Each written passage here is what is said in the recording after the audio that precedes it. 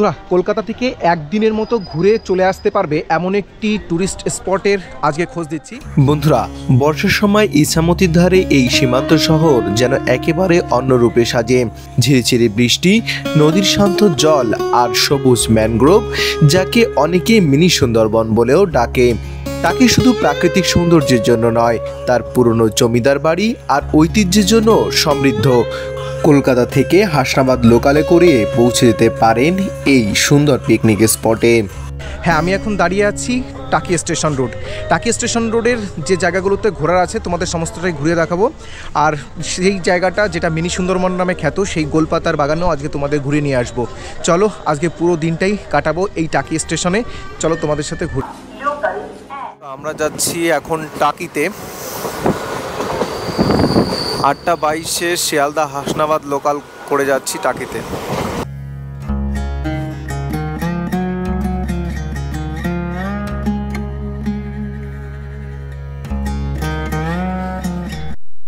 এটা হচ্ছে টাকি যে স্টেশন। একদম স্টেশন থেকে বাইরে বেরিয়ে আসলেই সামনে দেখো এই যে টোটো, দুই সাইডেই টোটো দাঁড়িয়ে আছে। এবং একদম স্টেশন থেকে বাইরে বেরোলেই এখানে কিন্তু যে পুরো রিক্সার যে ভাড়া, সেই ভাড়াটা সম্পূর্ণ দেওয়া রয়েছে। প্রথম যে সাইড রয়েছে 350 টাকা, দ্বিতীয় সাইডে 500 টাকা এবং তৃতীয় সাইডে 350 টাকা এবং 1200 টাকার যে প্যাকেজ হচ্ছে। টোটাল যদি প্যাকেজ কেউ করে নেয় সেটা এনাদের প্যাকেজ রাখা আছে 1100 টাকা করে। এরপর কম বেশি যেটা তোমরা এখানে এসে কথা বলে নেবে। এতে মোটামুটি তোমাদের 15টা সাইট সিন করিয়ে দেবে। বন্ধুরা, আমরা যে জায়গাটায় পৌঁছে গেছি দেখো, এইটা হচ্ছে রাজবাড়ি ঘাট। এই দিক থেকে আই লাভ টাকির যে গেট সামনে যে ওয়াচ টাওয়ার রয়েছে, সেই ওয়াচ টাওয়ার, অর্থাৎ একদম হোটেলের রুম থেকে বেলকনি ভিউ থেকে তোমরা কিন্তু এইরকম সুন্দর পরিবেশে এইরকম ভিউ পাবে। আমরা এখন পৌঁছে গেছি টাকি।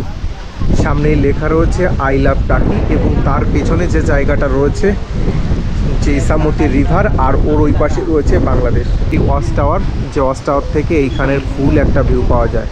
স্টেশন থেকে দেখলে সেই কটা এখানে কিন্তু রয়েছে, কিন্তু এখানে টাইমটা নির্ধারিত দেওয়া রয়েছে কত টাকা এবং কত। 3টে দামে রয়েছে। পাপড়ি চাট বা ভেলপুরি বিক্রি হচ্ছে।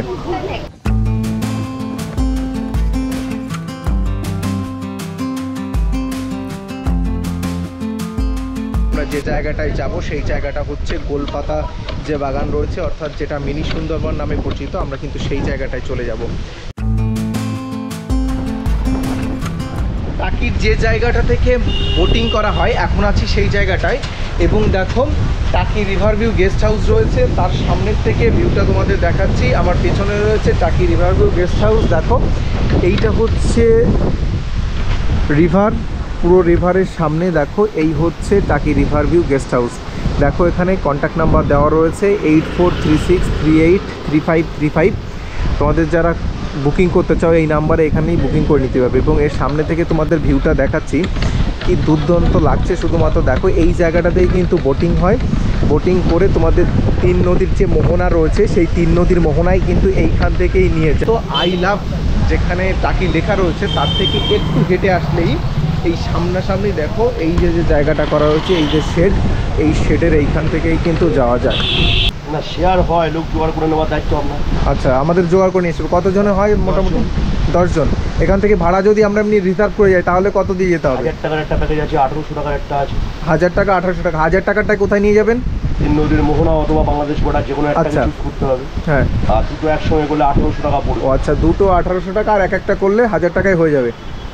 ওই কাউন্টার থেকে প্রথম টিকিট করতে হবে। টিকিট করার পর এইখান থেকেই এই যে বোটগুলো রয়েছে, এই বোটে করে এইখান থেকে চলে যেতে হবে। এটা হচ্ছে ঘাট। যদি একটু সময় নিয়ে আসা যেত, অবশ্যই যারা সময় নিয়ে আসবেন তারা কিন্তু এই বোট রাইডিংটা করবেন। দুর্দান্ত লাগবে আপনাদের এই বোট রাইডিংটা। আর এখন কিন্তু পুরো ভরা জোয়ার রয়েছে, একদম দেখুন জল থই থই করছে। এখান থেকে দুটো প্যাকেজ রয়েছে। প্রথম প্যাকেজে যদি আপনারা একটা জায়গা যান 1000 টাকা, আর দুটো জায়গা যদি একসাথে অ্যাড করেন, অর্থাৎ বাংলাদেশ বর্ডার এবং 3 নদীর মোহনা যদি দুটো একসাথে অ্যাড করেন তাহলে 1800 টাকার মধ্যে হয়ে যাবে। বন্ধুরা, মিনি সুন্দরবনের যে জায়গাটা রয়েছে দেখো, মিনি সুন্দরবনে এইটা হচ্ছে টিকিট ঘর এবং এখান থেকে টিকিট মূল্য হচ্ছে 10 টাকা করে পার পারসন। এখান থেকে কতটা হাঁটতে হয়? এখান থেকে সামনে হাঁটলেই কিন্তু মিনি সুন্দরবন। বন্ধুরা দেখো, এখন যে জায়গাটা আছি এটা কিন্তু সেই মিনি সুন্দরবন নামে পরিচিত। সেই গোলপাতার যে জঙ্গল বা বাগান, সেই বাগানের মধ্যে এখন আমরা হাঁটছি। এই যে ব্রিজ বা মানুষের জন্য ওয়াকিং স্ট্রিট রয়েছে, এই ওয়াকিং স্ট্রিটের উপর দিয়ে কিন্তু হেঁটে যেতে হবে। এইটা হচ্ছে গোলপাতার যে বাগানটা, দেখো কি দুর্দান্ত লাগছে এই জায়গাটা। বন্ধুরা এখন পৌঁছে গেছি টাকির যে জায়গাটা মিনি সুন্দরবন নামে পরিচিত, সেই জায়গাটায় পৌঁছে গেছি। শুধু অ্যাম্বিয়েন্সটা চারপাশে দেখো কি সুন্দর, শান্ত নিরিবিলি জায়গা। যদিও শীতকালে যখন আসবে তখন কিন্তু এরকম শান্ত পরিবেশ মোটেই থাকে না, তখন এখানে প্রচুর লোকের সমাগম। সুন্দরবন নামে খ্যাত যে জায়গাটা রয়েছে দেখো, একদম সত্যি সুন্দরবনের মতন ফিল আসবে তোমাদের। দুপাশ দিয়ে গাছ ঢেকে ধরেছে আর মাঝখান দিয়ে এরকম হাঁটার জায়গা। কি দুর্দান্ত জায়গা লাগছে দেখো এই জায়গাটা, তোমাদের চারপাশে একটু ঘুরিয়ে দেখাচ্ছি। মানে আমার কিন্তু সত্যি কথা বলতে দারুণ লেগেছে এই জায়গাটায়। বন্ধুরা মিনি সুন্দরবন নামে পরিচিত এই জায়গাটায় দেখো এরকম কিন্তু একটা শেড রয়েছে এবং ব্রিজ রয়েছে, এবং এখানে লেখা রয়েছে দেখো মিনি সুন্দরবন। ব্রিজ থেকে নিচে নামা কিন্তু কঠোরভাবে নিচে। এই জায়গাটা কোন দিকে গেছে? আচ্ছা, এই দিকে যে সাইডটা গেছে দেখো, এই সোজা হচ্ছে টাওয়ার সাইড। এইদিকে টাওয়ার পাওয়া যায় যে উপরে জায়গাটা রয়েছে, এবং এই দিকটায় যে জায়গাটা রয়েছে এইটা হচ্ছে রিভার সাইড, অর্থাৎ নদীর দিকটা। এবং এখানে লেখা রয়েছে কিন্তু নিচে কিন্তু ব্রিজ থেকে নামা যাবে না, এটা কিন্তু নিষেধই করে দেওয়া রয়েছে এবং লিখে দেওয়া রয়েছে এখানে নিচে নামা যাবে না। চলো তোমাদের দেখাচ্ছি জায়গাটা, দেখো কি শান্ত নিরিবিলি জায়গা। দেখো এটা হচ্ছে রিভার সাইড ভিউ পয়েন্ট, এবং এই জায়গায় কিন্তু শরবত থেকে শুরু করে বিভিন্ন কোল্ড ড্রিঙ্কস সেইগুলো কিন্তু এখানে পাওয়া যায়। ঘুরতে এসেছে মৌসুমি দি আর সুইটি বুনু, আর ওটা হচ্ছে জয়, সবার থেকে ছোট আমাদের ভাই। আমরা এই চারজন মিলে এসেছি আজকে, এবং আমরা এখন মিনি সুন্দরবনে আছি। সেটা হচ্ছে টাকিতে যে জায়গাটা সবচেয়ে বেশি ফেমাস, এবং আমার পাশে দূরবীন দিয়ে যে ছেলেটা দেখছে এর নাম হচ্ছে জয়। রাজবাড়ি এখন বর্তমানে রাজবাড়ি হিসেবে ঘোষণা। অ্যাকচুয়ালি বাড়িটা হচ্ছে আপনার জগবন্ধু রায়চৌধুরীর দুর্গা দালান ছিল, এখন পূজের বাড়ি বলে। যে জায়গায় আছি জগবন্ধু রায়চৌধুরীর যে জমিদার বাড়ি রয়েছে, সেই জমিদার বাড়ির দালানে দেখো দুর্গা দালান। এটা হচ্ছে তার এন্ট্রি গেট, হচ্ছে 10 টাকা করে টিকিট। এটা কিসের থেকে নেওয়া হয়? ওয়েস্ট বেঙ্গল গভর্নমেন্ট থেকে নেয়। ওয়েস্ট বেঙ্গল গভর্নমেন্টের তরফ থেকেই কিন্তু নেয়, রক্ষণাবেক্ষণও সম্ভবত ওয়েস্ট বেঙ্গল গভর্নমেন্ট থেকেই করা হয়। এটা পুবির বাড়ি, রাজার বাড়ি। আচ্ছা, রাজার 350 বছর বয়স। এই 350 বছর পুরনো এই দুর্গা দালানটাই? এটা বাহ, সে এরপরে আর সংস্কার করা হয়নি না? সেই রকম সেইভাবেই আছে। 350 বছরের একটা দালান এখনো সংস্কার করা হয়নি, সেইভাবেই আছে। এখন মনে হয় সংস্কারের কিছু কাজ চলছে, তাই তো? না, এতে কোনো।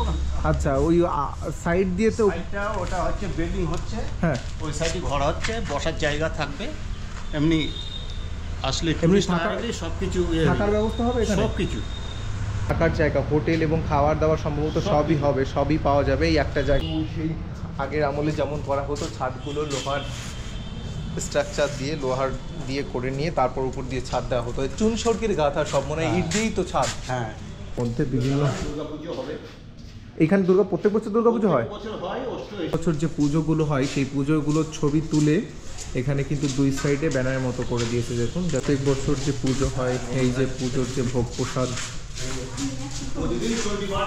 সামনের ফ্রন্ট নয়, দেখো ফ্রন্ট সাইডটা বা সামনের সাইডটা দিয়ে তোমাদের দেখাচ্ছি। এই পাশ দিয়ে কিন্তু প্রথমেই ঢুকতে এই দেখো এরকম 4টে মূর্তি করা রয়েছে, এই পাশে দুটো, ওই পাশে দুটো, আর মেইন যে দালান রয়েছে সেই দালানের সামনে রয়েছে। দেখো আমরা কলকাতা থেকে এসেছি, আমরা একই কলেজের, কিন্তু আমরা 40 বছর পরে বন্ধুদের সঙ্গে দেখা। মানে আপনারা সবাই কলেজমেট?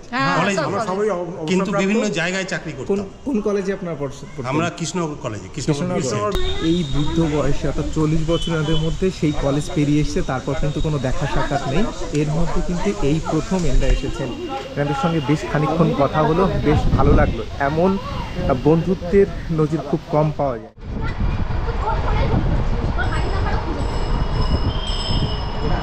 মা কুলেশ্বরীর মন্দিরে দেখো, আমার পিছনে কুলেশ্বরী মন্দির, মায়ের মন্দিরের পাশেই রয়েছে এক বিশাল আকৃতি, দেখো অশ্বত্থ গাছ, এবং এই যে বকুল গাছ, অর্থাৎ এই বিশাল বকুল গাছের মধ্যে দিয়ে আবার অশ্বত্থ উঠে গেছে, মানে দুটো গাছ একসঙ্গে, বকুল আর অশ্বত্থ।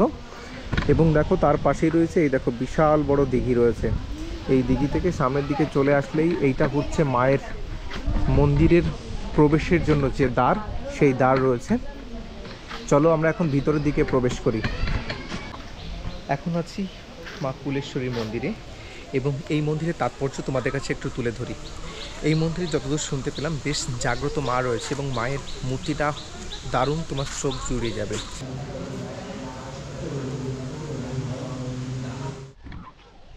বন্ধু, বিসর্জন সিনেমায় যে বাড়িটাকে বাংলাদেশের বাড়ি হিসাবে দেখানো হয়েছিল, আমরা এখন এই কুলেশ্বরী কালী মন্দির থেকে এখন সেই জায়গাটায় চলে যাব। চলো আমাদের পরবর্তী ডেস্টিনেশন বিসর্জন সিনেমার সেই বাংলাদেশের যে বাড়িটা দেখানো হয়েছিল সেই বাড়িটায়। পরবর্তী ডেস্টিনেশন যে রাজবাড়ি হিসেবে বিসর্জন সিনেমায় ব্যবহৃত হয়েছিল, কৌশিক গাঙ্গুলির যে রাজবাড়ি, সেই রাজবাড়িতে চলে এসেছি। দেখো চারপাশে আম গাছ এবং বড় বড় গাছ, তার মধ্যে কি দারুণ অ্যাম্বিয়েন্স, সবুজের মধ্যে এক টুকরো রাজবাড়ি। এই বাড়িতে কিন্তু এখনও মানুষ বসবাস করেন। দেখো এইটা হচ্ছে রাস্তা এবং রাস্তা থেকে এখন যে জায়গাটায় আছি সেটা হচ্ছে সিনেমায়, বিসর্জন সিনেমায় ব্যবহৃত রাজবাড়ি। এবং অন্য যে বাড়িটা রয়েছে সেই বাড়িটাও তোমাদের দেখাবো, এর পাশেই রয়েছে। চলো দেখো রাজবাড়িটার, এই বাড়িটা রয়েছে দোতলা হিসাবে, এই যে একতলা নিচতলা, ওই যে দোতলা হিসাবে রয়েছে। এবং সাইডে এই জায়গা থেকে কিন্তু একতলা যে ছাদ, সেই ছাদে কিন্তু যাওয়া যায়।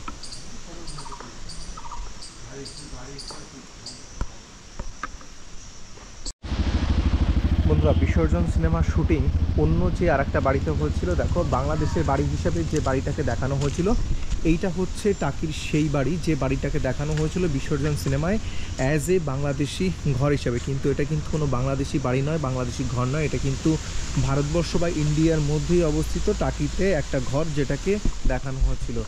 তারপর থেকে একটা দর্শনীয় স্থান হিসাবে এটাকে গণ্য করা হয়। এবং এর সাইডে যে জিনিসটা রয়েছে দেখলাম একটা ভালো জিনিস রয়েছে, সেটা হচ্ছে মৌমাছি। দেখো যে চাষ করা হয়, সেই মৌমাছির সেই চাষ করার বিভিন্ন এখানেই চাষ করার ব্যবস্থা করেছে।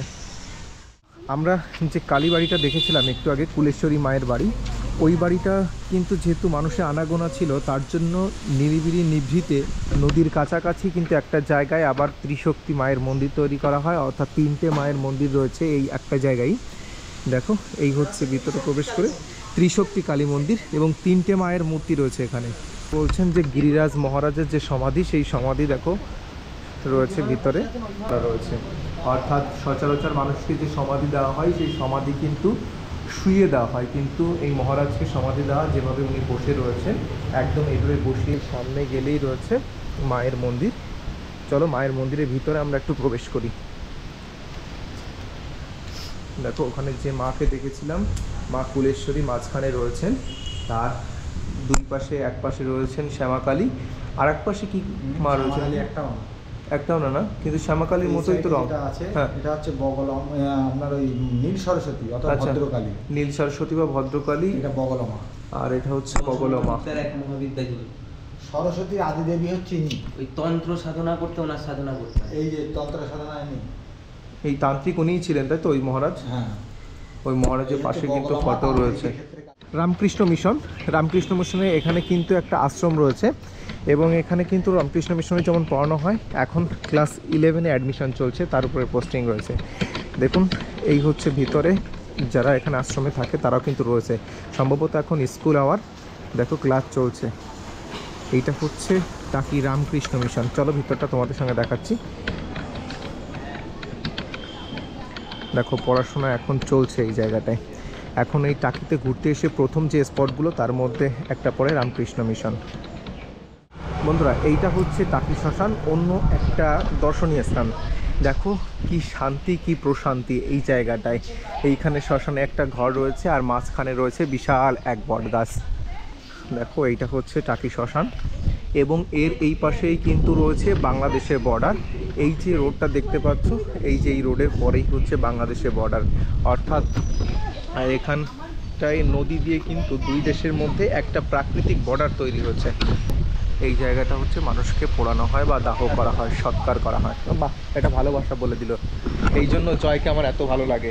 ও মোটামুটি আমাকে বলে দিল যে এখানে পোড়ানো হয়, এই জিনিস থেকে ভালো শোনা যায় সৎকার করা হয়। তোর হবে তাড়াতাড়ি। রাকেশ দাস, কেন হয়তো কোনো জওয়ান শহীদ হয়েছিল। দেখো এখানে একটা স্মৃতি সৌধ করা রয়েছে, শহীদ রাকেশ দাস, আমার বংশের কেউই একটা মারা গেছিল এই জায়গায়, শহীদ হয়েছিলেন। তার উদ্দেশ্যে দেখো এই যে সেই বন্দুকের মতন জওয়ানদের যেভাবে শহীদ বেদি করা হয়, এরকম একটা শহীদ বেদি করা রয়েছে। এই যে দেখো যে সৎকার করার যে জায়গা দাহ করার, তার পাশেই কিন্তু এটা রয়েছে। এর ইতিহাসটা ঠিক জানা নেই, জানা থাকলে বলতাম। 2000 সালে মারা গেছেন। দেশ রক্ষার স্বার্থে, দেশের অখণ্ডতা রক্ষার স্বার্থে এই জওয়ান তার জীবন দিয়েছেন। চলুন এইবার একটু উপরের দিকে ওঠা যাক। এইবার সেই ঐতিহাসিক মুহূর্ত, আমরা উঠতে চলেছি যে জায়গাটায়, সেইটা হচ্ছে বাংলাদেশের বর্ডার। দেখো এইখান থেকে তাকালেই দেখা যায় বাংলাদেশের বর্ডার। কি দারুণ ওয়েদার, আর নদীটা দেখো, এর ওই সাইডটায় যেটা রয়েছে সেটা হচ্ছে বাংলাদেশের বর্ডার। এবং আমি এখন যে জায়গাটা দিয়ে হেঁটে যাচ্ছি দেখো, আমার পিছনে কিন্তু বাংলাদেশ রয়েছে। কি দারুণ হাওয়া দিচ্ছে এই জায়গাটা, মানে বলতে পারা যাবে না। আর সামনেই কিন্তু ওইখানে সেনা ছাউনি রয়েছে, ওটা সিকিউরিটির স্বার্থে তোমাদের আর দেখাবো না ওই দিকটা, এই জন্য আমরা একটু এই দিকটা হেঁটে চলে এসেছি। কারণ সেনা জওয়ানদের বা দেশের স্বার্থ আগে রক্ষা, তারপরে হচ্ছে সব কিছু। সুতরাং একদম পুরো যতদূর দেখতে পাচ্ছ বর্ষার জলে নদী এখন, ইসামতি এখন টইটুম্বর, এবং ওর ওই পাশে যেটা দেখা যাচ্ছে সেটা কিন্তু বাংলাদেশ, আমাদের প্রতিবেশী দেশ। আর এবং এর সামনে দিয়ে তোমরা যে জায়গাটা দেখতে পাচ্ছ, এই সুন্দর জায়গাটার সামনে দেখো এই যে যে জায়গাগুলো রয়েছে, 5টা গোল গোল ঘরের মতো করা রয়েছে, এর নিচ দিয়ে কিন্তু জল হয়ে গেছে, দেখতে কিন্তু দুর্দান্ত লাগছে। এই জায়গাটা কিন্তু মোটামুটি পিকনিক স্পট। এই যে নিচে জায়গাটা দেখো, শীতকালে শুকিয়ে যায়, তখন এই জায়গায় কিন্তু পিকনিক করা হয়। দেখো কি দারুণ লাগছে।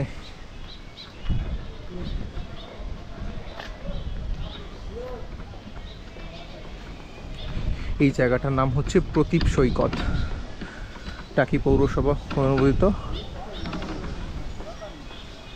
বলছে বাইরে থেকে খাবার নিয়ে এসে স্পটে যদি তুমি খাও তাহলে কিন্তু তোমাকে একটা ভাড়া দিতে হবে। এবং এই জায়গাটা কি দারুণ লাগছে দেখো, নিচ দিয়ে জল হয়ে গেছে,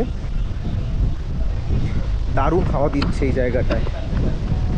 দেখো একদম দারুণ ম্যানগ্রোভ যে অরণ্যের, সেই ভাইবস কিন্তু এখানেই পাওয়া যাচ্ছে।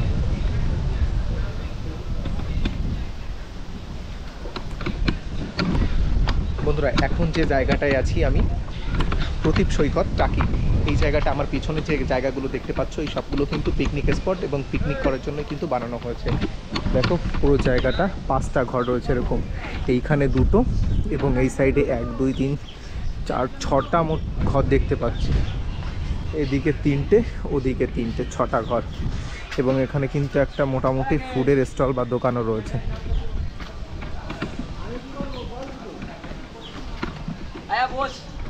আমি যাবার তো শুরু করে দেবে, আসতেছি। দেখো এই জায়গায় কিন্তু জিম অমলেট থেকে শুরু করে বিভিন্ন জিনিস পাওয়া যায়। এবং এইখান থেকে সামনে দাঁড়িয়ে ওই বিশাল জলরাশির ওই পারে যে জায়গাটা দেখতে পাচ্ছ, ওইটা কিন্তু বাংলাদেশ। আর এই দুই দেশের এই প্রাকৃতিক সীমানা তৈরি করেছে এই নদী। এই নদীর সব থেকে ভালো ভিউ আরও সামনে গেলে আমরা তোমাদের দেখাতে পারবো।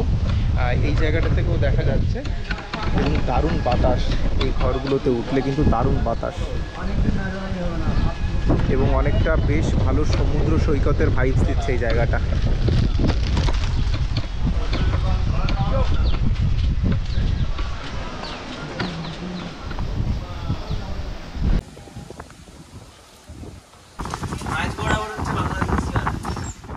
এইসব ছোট ছোট জিনিস মিস করা যায় না, কি দুর্দান্ত অয়েল পেন্টিং করেছে দেখো। টাকি সরকারি উচ্চ বিদ্যালয়ের সামনে দিয়ে তো আমরা একটু আগে গেলাম।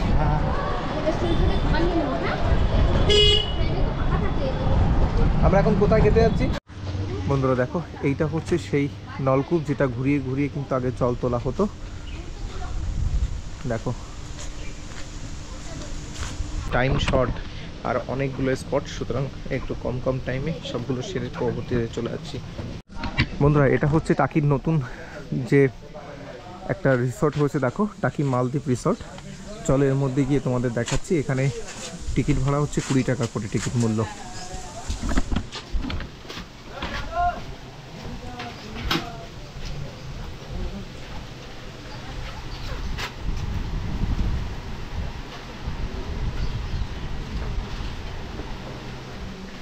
চলো ভিতরে প্রবেশ করছি। এই জায়গাটা নাকি ড্রাইভার দাদা সাজেস্ট করলো, অনেক সুন্দর নাকি জায়গাটা। দেখো প্রথম ঢুকতে এরকম দুটো মূর্তি রয়েছে এবং দারুণ হাওয়া হচ্ছে, সেই সাথে কিন্তু দুর্দান্ত লাগছে জায়গাটাকে।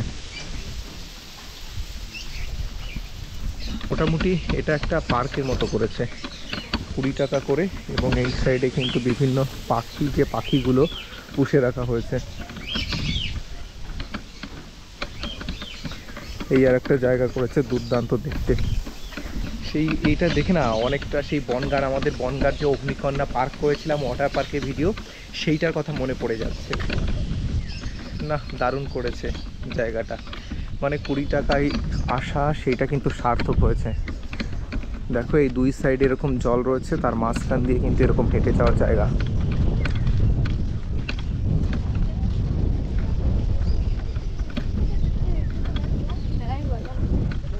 দেখো এইটা হচ্ছে পুরো জায়গার লুকটা, কি দুর্দান্ত করেছে।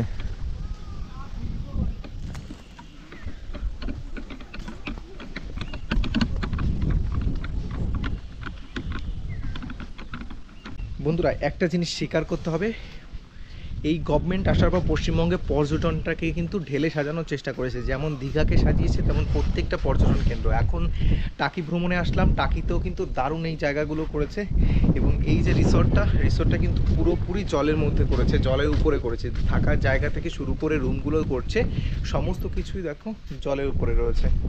এই আমার পিছনে যে রুমগুলো রয়েছে দেখো কি দুর্দান্ত, একদম জলের উপরে। এখান থেকে দেখো পুরো জল দেখা যাচ্ছে। এই হচ্ছে রিসর্ট, এখান থেকে নামলেই কিন্তু জল। তুমি বুঝতে পারবা না যে কোন জায়গায় চলে এসছো। পশ্চিমবঙ্গে এইরকমও জায়গা থাকে যেটা সত্যিকারের মালদ্বীপের মতন। মালদ্বীপে যেমন জলের মধ্যে বিভিন্ন ঘর থাকে না, সেই হোটেলগুলোর মতো সেরকম রিসোর্টগুলো করেছে। দেখো কেবলমাত্র গেস্টদের জন্য। এইখান দিয়ে দেখো এই হচ্ছে গেস্ট হাউসগুলো।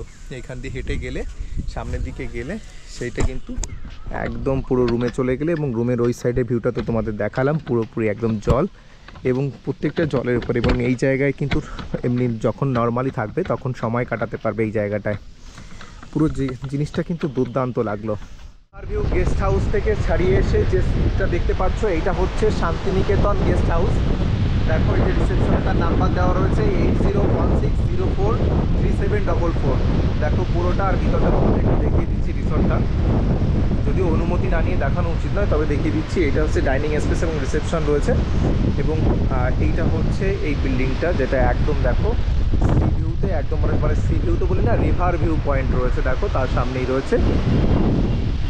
এরকম যেতে যেতে কয়েকটা থাকার জায়গার খোঁজ তোমাদের দিয়ে দেওয়ার চেষ্টা করবো। আমার গাড়ি চলে যাচ্ছে আমাকে রেখে।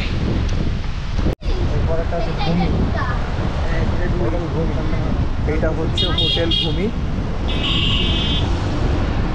হোটেল ভূমি স্ট্রিট, কি দুর্দান্ত দেখতে। জলডুবি, অনেক গেস্ট হাউস রয়েছে রে। এই যে হোটেল ভূমির আর একটা,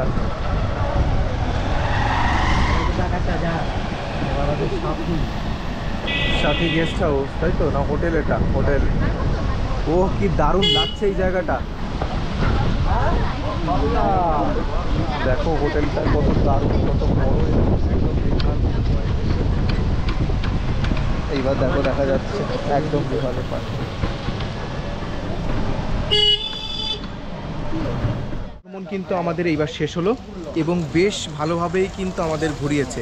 দেখো ভ্রমণের যে আনন্দ রয়েছে, সেই ভ্রমণের আনন্দ কিন্তু যখন যিনি ঘোরাচ্ছেন তিনি যদি ড্রাইভারের সঙ্গে গাইড থাকেন তাহলে কিন্তু দুটো খরচা বেঁচে যায় এবং সমস্ত কিছু সুন্দরভাবে ঘোরা যায়।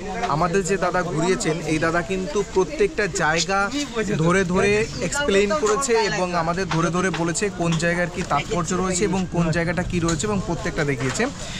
দাদা আমাদের পুরো সারাদিনটা ঘোরালো। দাদার কাছ থেকেই শুনে নেব দাদার ফোন নাম্বার বা কন্ট্যাক্ট নাম্বার। তোমরা যারা টাকি আসবে, এখন তো টাকি ভ্রমণের সময় নয়, তবে যখন শীতকালে আসবে তখন কিন্তু দাদার সাথে এসে কন্ট্যাক্ট করতে পারো। তোমাদের খুব সুন্দরভাবে ঘুরিয়ে দেবে, গ্যারান্টি। কারণ দেখো যে মানুষের ব্যবহার সুন্দর হয় তার সাথে ঘুরে সত্যি আনন্দ আছে। 9635045121।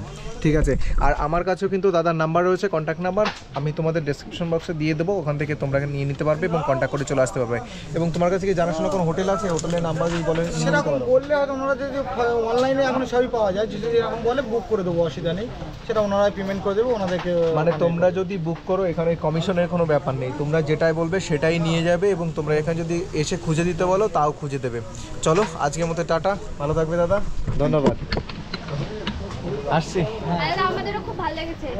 না খুব দারুণ ছিল, এরকম করে এক্সপ্লেন করে সবাইকে ঘুরিও। চলো এখন হচ্ছে বাড়ি যাওয়ার পালা। লোকটা যেমন